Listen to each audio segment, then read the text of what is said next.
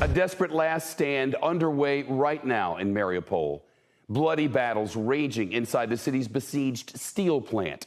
It's the final stronghold of Ukrainian resistance in that city, where the soldiers are completely surrounded and civilians are struggling to survive in underground bunkers. The Russian war machine has been trying to storm the complex for 3 straight days. This is new drone video of the relentless Russian bombing and shelling. The Ukrainian commander says his troops are holding the line, but that the fighting has been fierce and ongoing. In a video message today, the commander begged the world and the Ukrainian President Volodymyr Zelensky to rescue the civilians and wounded soldiers inside the plant. We call on the world's community to evacuate civilians, and I personally appealed to the Supreme Commander-in-Chief to take care of wounded soldiers who are dying in agony from inadequate treatment. Respond appropriately to a critical situation in which the enemy does not adhere to any ethical norms, conventions, or laws, destroying people in front of the whole world. Well, there was a ceasefire today, but that Ukrainian commander says Russia broke it yet again and did not allow innocent civilians to get out. Video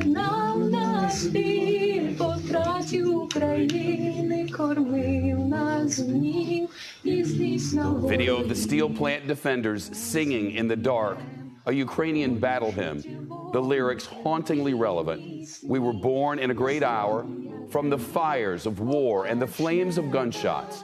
We were nurtured by the pain of losing Ukraine.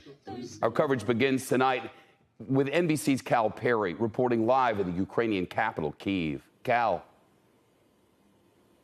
Shep, people across Ukraine watching their TVs tonight, hoping for some good news out of Mariupol and, of course, specifically that plant that you are talking about. The deputy prime minister today saying the government would try to rescue people from that plant tomorrow, getting them out to Zaporizhia. But when you look at this video, you can see how that might be an impossible mission. We heard from a medic today from underneath that plant who talked about soldiers dying of their wounds, civilians dying of starvation and dying from a lack of medicine. That has been the story for weeks, as people hunker down underneath that plant, hoping against hope that the Russians won't overrun it, though we do know that Russians are now inside that compound and the fighting, according to government officials, is fierce. There was reports today as well from the Pentagon pushing back on the New York Times, reporting that American intelligence is leading to the deaths of Russian generals along the front. Now, Ukraine has boasted at least 12 generals killed on the eastern front of this war. American intelligence officials pushing a little bit back, saying they are providing general intelligence to Ukrainian officials about the war.